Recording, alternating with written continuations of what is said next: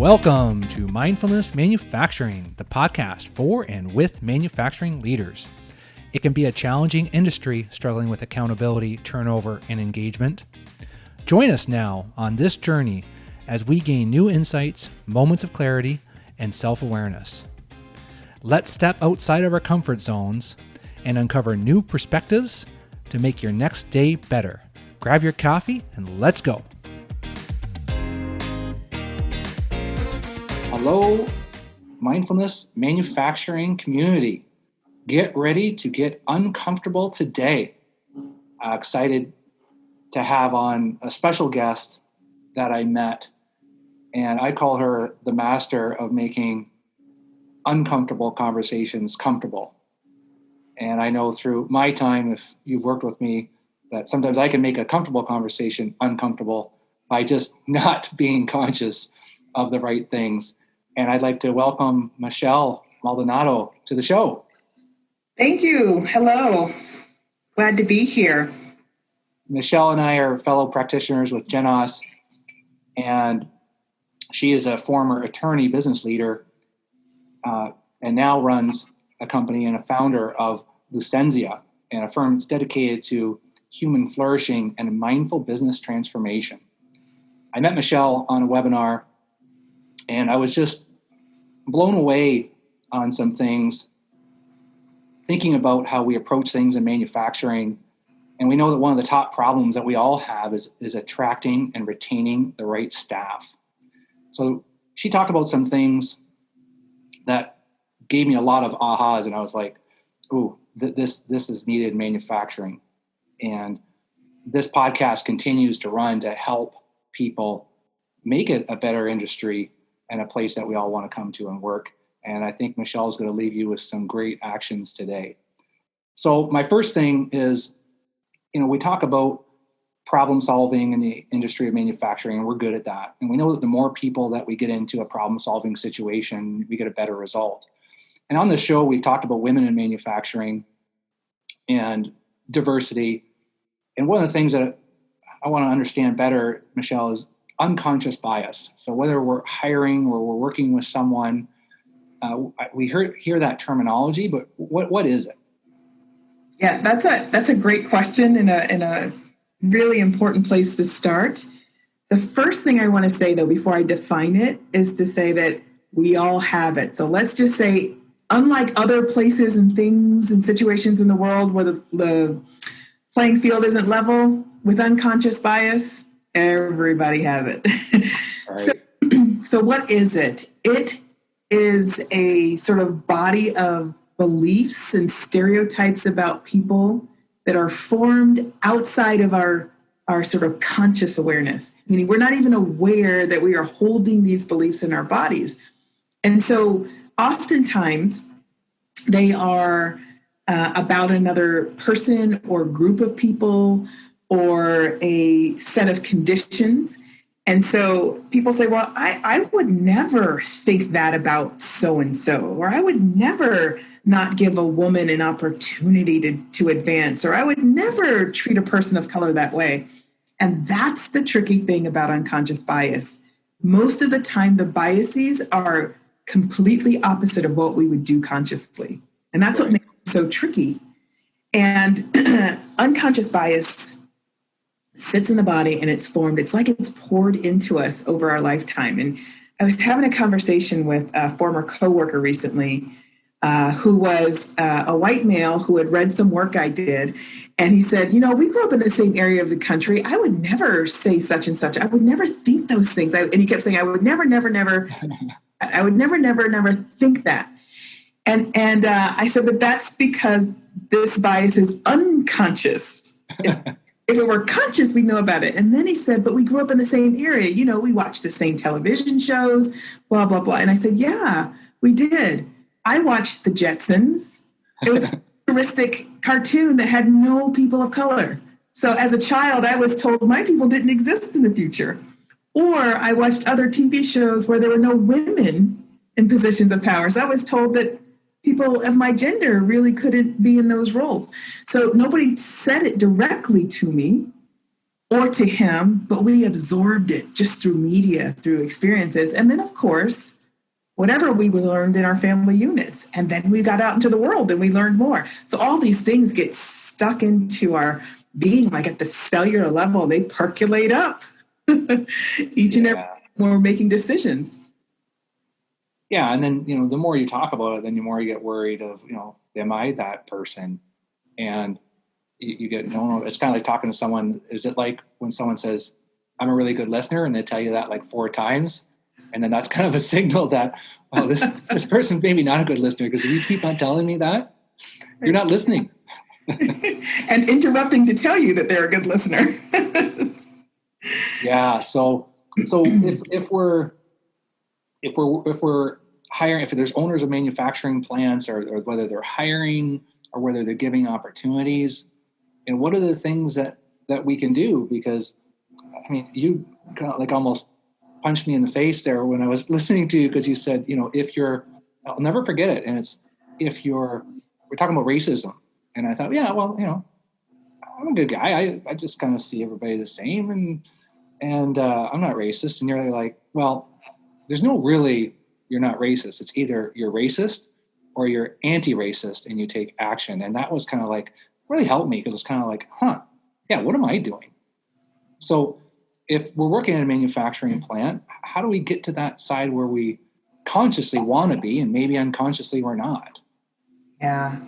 I mean, it's really tough because, context matters, and our own life stories, our own experiences inform our comfort level around speaking up. A lot of times we can be in a meeting or we see something and we just kind of shake our heads like, that's not right. I can't believe that person did that. And you kind of walk away. That silence or inaction is enabling. And it's without intervention, it's allowing the perpetuation of that injustice, of whatever ism, sexism, whatever it is. And so the point I was making was, if we see something, or if we intentionally try to keep our blinders on, then we're perpetuating and enabling. And so we are called as members of the same humanity. How do we help one another so that we're all just being curious at minimum about, why is it that I look around and I don't see any women at this table? Or there's only one, or there's people of color, or there's no, whatever. So there's a saying that I heard recently that was really powerful for me in the sort of recruiting and hiring space. It said most organizations hire for diversity and then onboard or train for assimilation. So what that means is we want to go out and we want to find women, people of color, different generations, and we bring them in. And then we expect them to not bring that diversity of thought, but to assimilate.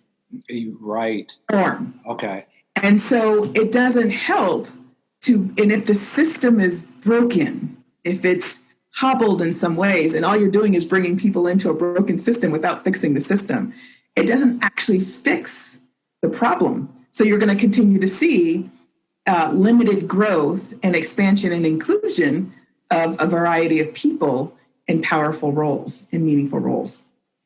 So one of the things I always think about is when we're hiring and when we're training and when we're working together is looking around and saying, what is something that, what's here, what's missing? I noticed that we have promoted this person 2 times, and this person over here seems like they're languishing, seems like something's going on, and maybe some perspectives and biases have formed around that person or that group of people. And so really being curious and engaging in conversation. The thing about bias, how it kind of sneaks in here too, is that we have this natural tendency, we are hardwired, like in our bodies, the way we are made and created to scan for threat. We're also hardwired to be community, to be in groups. So we hold this tension like, scan for threat. They're not safe. That's not, but I want to be with these people, And so this notion is called in-group, out-group. And when we create an in-group, there's all kinds of biases that we form about out-groups, people not like us. And even though we wouldn't think I'm going to only socialize or have lunch with or take my break with this group of people, that group of people, if you peel back the layers, it might be, well, I like them. Okay, that's great. But is it to the exclusion of everybody else? I never socialize with these other people. It's right down to like the nitty gritty. Who do I choose to surround myself with all the time? Sometimes I get, well, that's all that's at work. It's usually not the case. And we're not just talking about gender and racial background. I mean, diversity is everything, right? And so trying to be in the company of people who think differently, who look and act and just have different life experiences, and really being intentional about reaching out and reaching across the aisle to create community and conversation. Yeah, I'll bring it back for our listeners. It is about profits, and it's about making parts, and it's about getting the best person for the job. Like every owner wants the A team. At the end of the day, yes, they want the people that they're going to get the most out of, and they're going to work together, and that they're going to make the place better. And I think this is where the conscious part is, I think, where we know that if we get different opinions, you're going to get different results, right? And you're going to get a more widespread thinking, more open thinking, different solutions. So do you see it, is it the ego that kind of fights a lot of this just because, hey, this is the way we run it? I know that if I've asked questions, and maybe you can tell me how to respond to this, but I'll ask questions, maybe ask someone, hey, this does seem kind of weird that like all your managers are guys. And they're like, well, it's not my decision. That's not my pay grade. So how do you help someone like that? And maybe at that point, they're either their ego or just their mindset, they're just not ready for it. Yeah, it's a really tough one because, as you know, I mentioned a few minutes ago, it depends on your level of comfort to speak up and speak out. Yeah.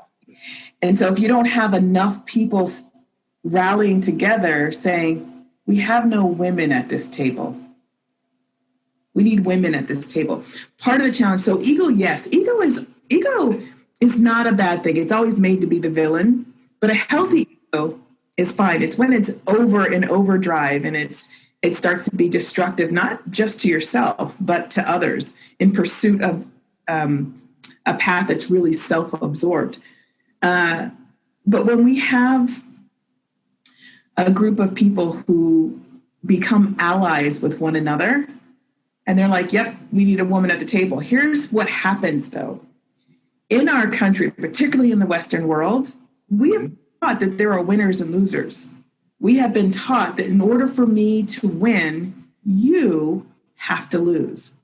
And it's one of these myths. So think about that as an unconscious sort of seed belief that's been planted in our bodies.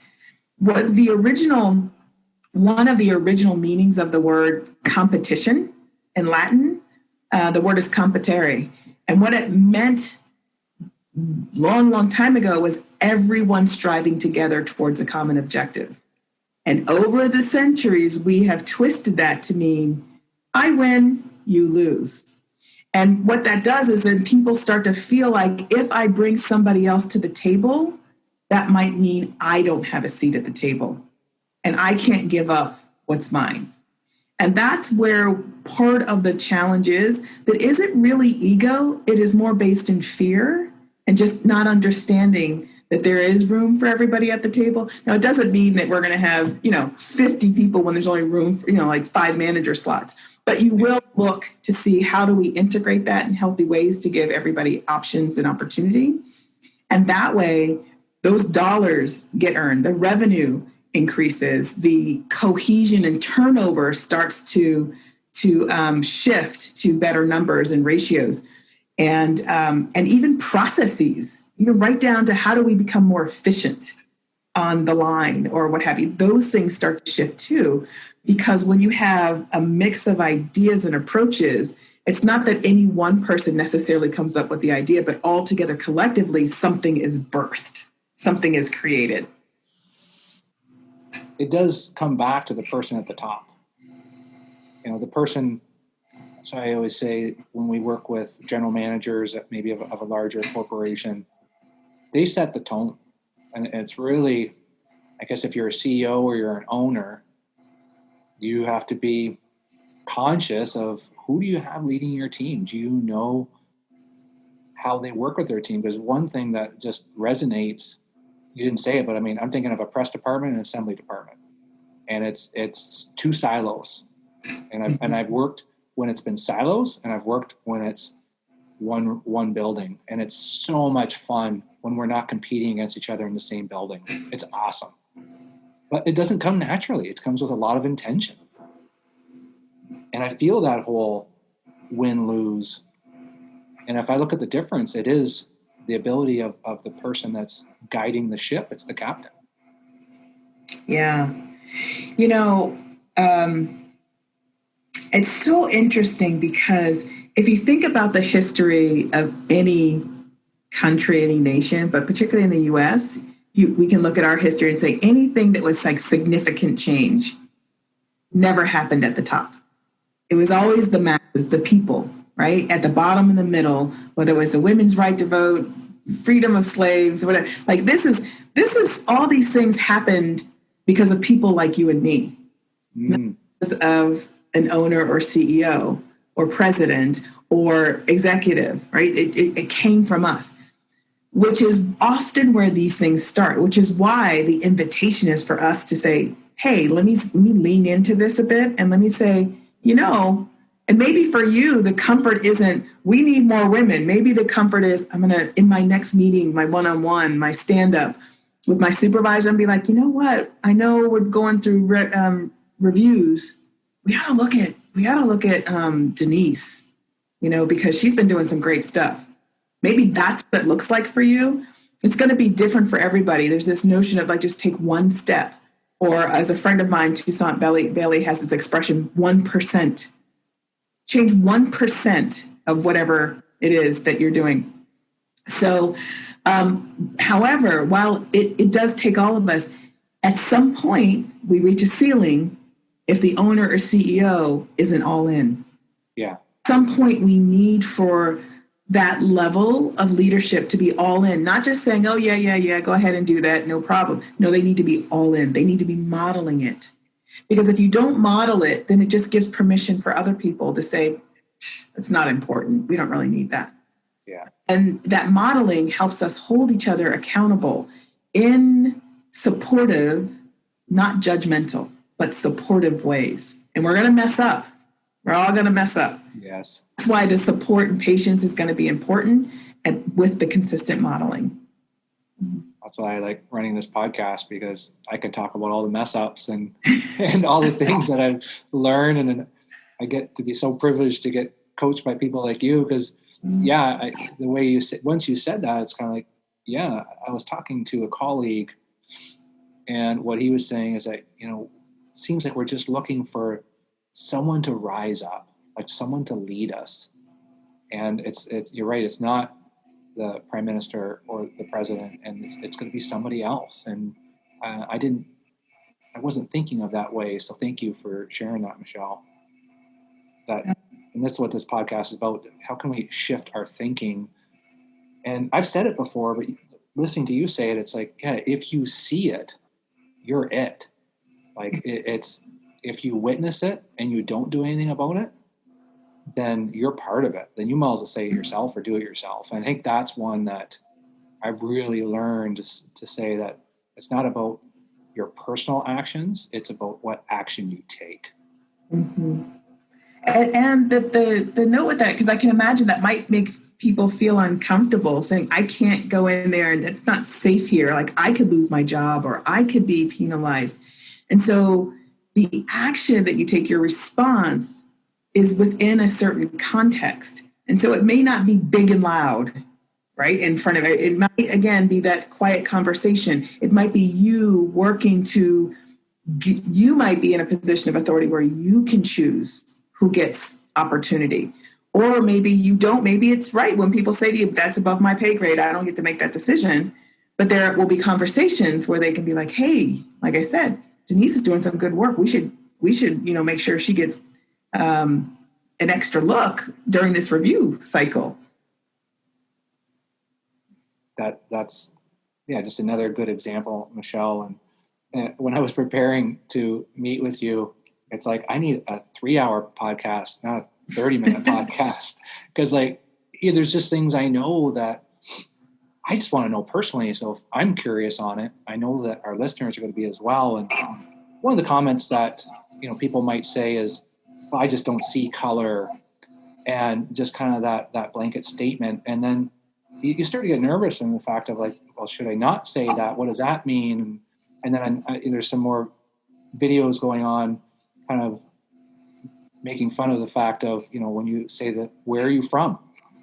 And those couple things, and I know that's a whole podcast in itself, but how do you break that down? If you're a person that consciously wants to understand and be curious, and I know a lot of it going to be around context, but how do you start? How do you start taking some actions as far as I'm going to be a little more curious, and I'm going to approach it the right way?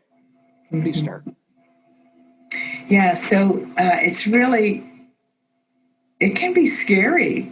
Mm-hmm. Right now, a lot of people are I don't know what to say. I mean, I thought I was a good person, and you are. You can both be a good person and still hold bias, or still engage in what's called microaggressions, which are these behaviors where somebody says, and it's usually not just where are you from, it's followed by where are you really from. That's what usually shows up. So my name is Michelle Maldonado, and a lot of people look at me and think, oh, she's African American. Then they hear my name, they're like, wait, what is that? And then they see my son, and he's got curly hair, and they're like, well, where is he from, or what is he? And I get this all the time. And there's an assumption that you're not really American, right? So here's how it looks. And I'll just throw this one example. In America, Caucasians are the only people that don't have a hyphenated identification.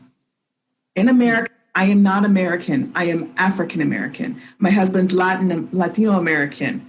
My other friend who descends from China is Asian American. But you are considered American. Mm-hmm. The way that it sort of steeps in, who's American? There's only one sect of our population that's just called American. Everybody else has a hyphenated name. And there are a number of reasons why that is, but there are examples of how we start to look at people. And in the world of what's called microaggressions, we ask these questions or we make these assumptions. Wow, you're really articulate. And I don't think I gave this example when you heard me, I may have, but I was a lawyer, so I was trained how to speak clearly and how to really synthesize things. See, I couldn't even speak there. There you go. So when somebody says to me, wow, you're really articulate, in the beginning it used to really hit a button for me. And I'm like, well, how come you didn't say that to my colleague over here who's also a lawyer? And why am I the articulate one? And then I had to think, well, maybe they haven't had much exposure to attorneys. And they're just like, wow, I like the way you talk. And it's nothing, so part of the work we have to do is on both sides of the conversation. Am I being sensitive? However, the offense, this is what I'll give listeners. The offense is measured at the ear of the listener and not at the mouth of the speaker. Mm. What that means is that this is where we catch it all the time. I didn't mean that. Well, intention doesn't always match impact. And we have to have a little bit of patience and grace, because while you didn't mean anything, that may be the 7th time somebody said or done that to that person in that week, right? And it starts to feel like a lot. And so what I would say is, know that everybody's going to get it wrong. Everybody's going to say something. And if you catch yourself saying something or somebody brings it to your attention, just take a pause, take a breath, and be like, wow, it wasn't my intention. I didn't even realize that was the impact. Can you tell me, can you give me a moment and just sort of, I want to talk about this. And how would you have suggested, how would it have been better received by you if this is what I were trying to say? And the fine line here is not asking a woman or somebody from a particular religious group or ethnic group to teach you. That's your job. That's each of our jobs, to create our own learning and to own our own learning and education around these issues. But then we got to be in conversation. Mm-hmm. It's like any school. You got your textbooks, you learn, and then you got to apply. Yeah. So if you come from the approach of, I guess, first is just being thankful that the person told you, you kind of offended them. Yeah. And we always talk about the first thing we have to be conscious of is not to defend ourselves and say that, oh yeah, well then I own that. So tell me more, because obviously my intent doesn't matter. What matters is how you felt. Like, what did you receive? And so I own the fact that you received that. So tell me more. And then that's kind of like the school, right? Yes. And hopefully if you come with enough humility that you'll get taught. I know that I've done it myself, right? Where I've kind of like, oh, okay, well now I understand a little better. It's like practical experience and just being humble. But you're right though. Like, I mean, I get nervous sometimes, and it's like, am I going to say the right thing? Should I say that or not? And I just kind of try to practice it. And I said at the beginning of the podcast, it's like, we got to get uncomfortable.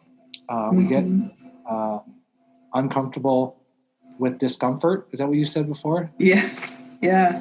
It's because it is uncomfortable, and it's not fun, but once you work through it, it's so much better on the other side. Yes.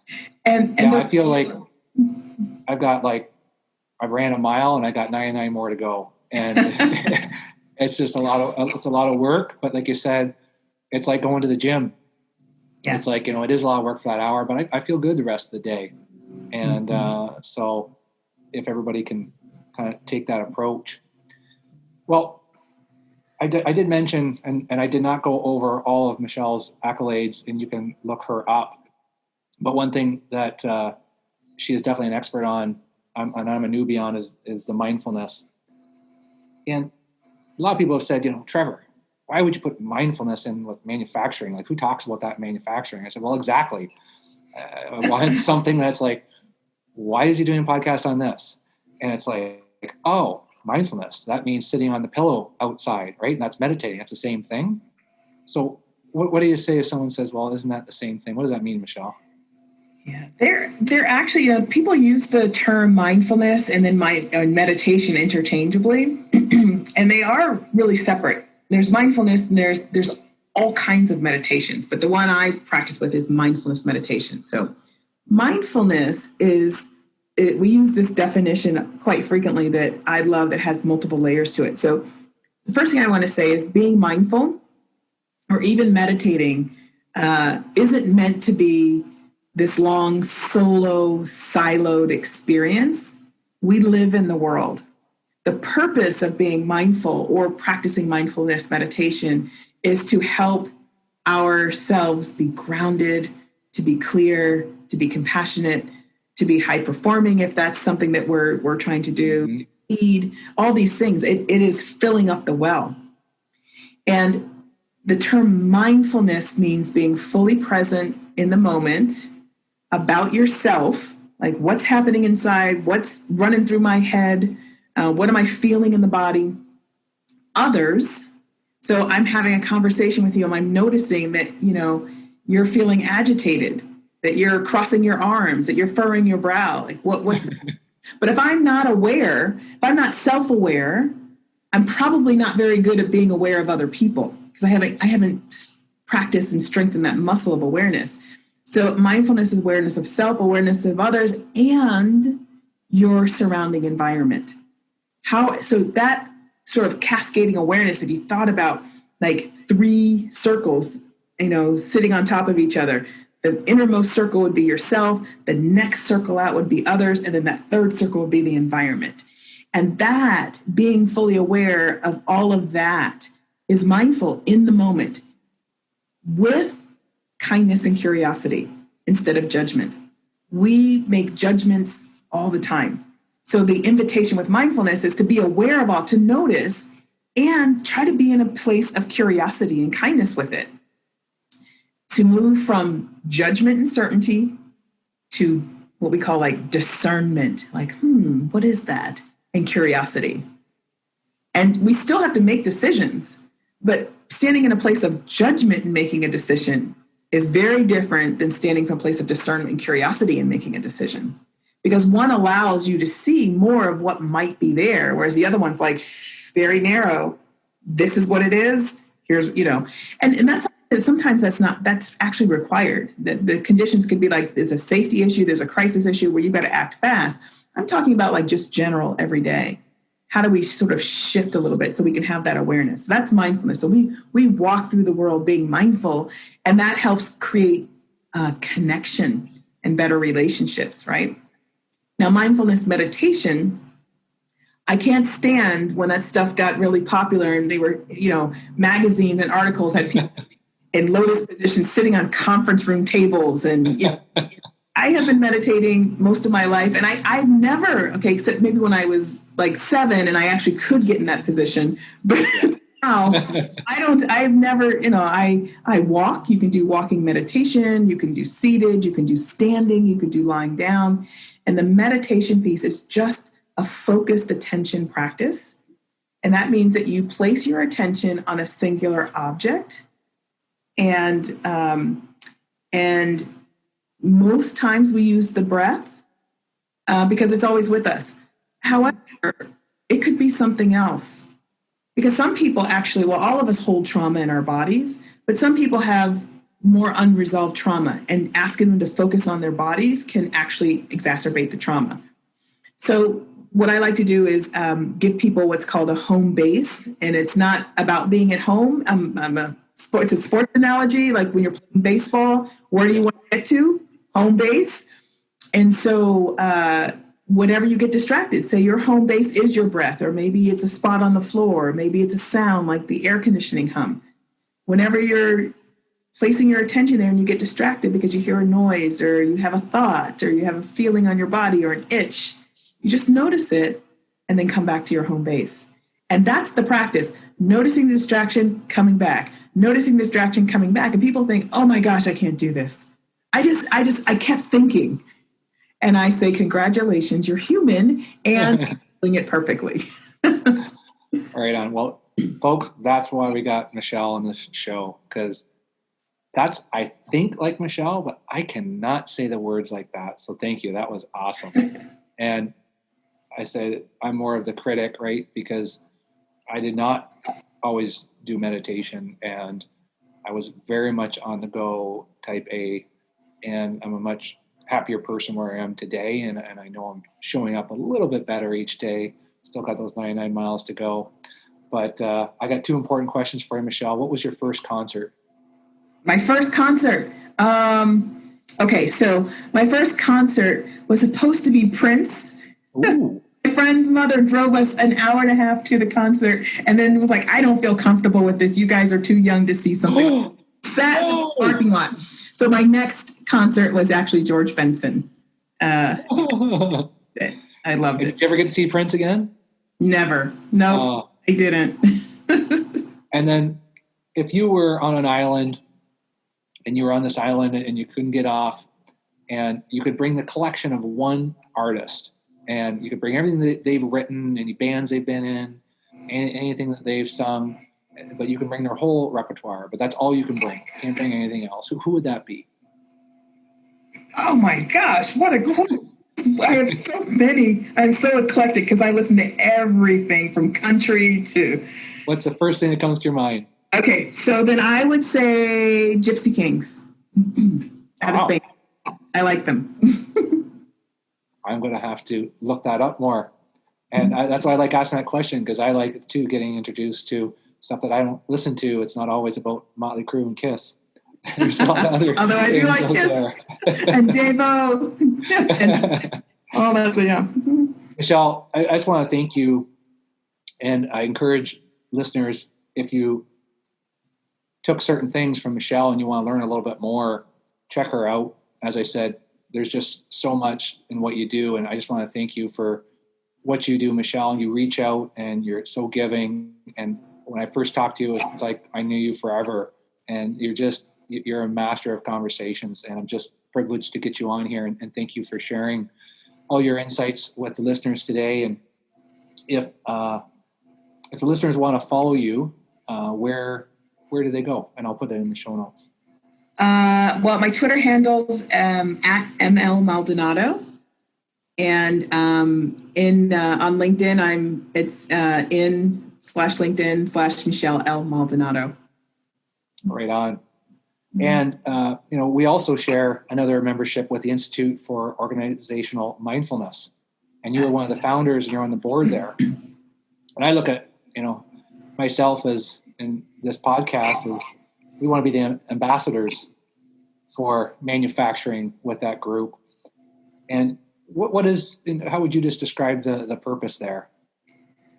Well, the purpose that Mike and Mark, Alan, that they're the co-founders. They had this vision of how do we bring this to organizations in a really meaningful way that dispels the myth that meditation means sitting on a cushion and that it has no value or relationship to what we do and how we show up at work. And it provides really great resources and courses from a huge number of people who are really trained well and experienced and practice in this space that also, and many of them come from from organizations. So we have breathed it and know, and also have a practice. So we know how the two worlds can intersect. And one thing it's just an amazing benefit from the practice of, being mindful and using meditation to fuel your ability to be mindful is that you start to notice things that other people don't see. And I have just experienced that personally, where we'll be in a really tough conversation at work and we're trying to figure out a solution, and then boom, it's just like a light bulb. It's because I can still myself. Everybody's kind of frantic, yelling around, talking, but you can still yourself. And then it's like, it allows the space for the information to come to the surface. So this organization really helps provide resources, courses, to be able to engage in that and cultivate that skill set within yourself and that way of being that informs how you do what you do. Love that. Yeah. So I'm learning more and getting more active. And hey, anybody can join the effort just by signing up. It's their free community membership program. I'm with that. And, I get access to exclusive member content, webinars, news, and so much more. And it's just another great community. So if that interests you, the link will be in the notes. And Michelle, carry on with all your activities and keep on doing the great things that you do. And so blessed. And thank you for coming on today. Thank you so much. It was such a pleasure to have this conversation with you and your listeners. I appreciate it.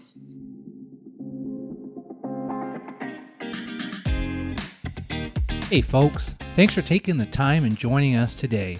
If you enjoyed this episode, share it with someone and make their next day better. If you haven't subscribed, do so now, rate and review. It means so much, and we will share your comments on the next episode in a couple weeks. If you want to drive results, the first step is realizing how you show up.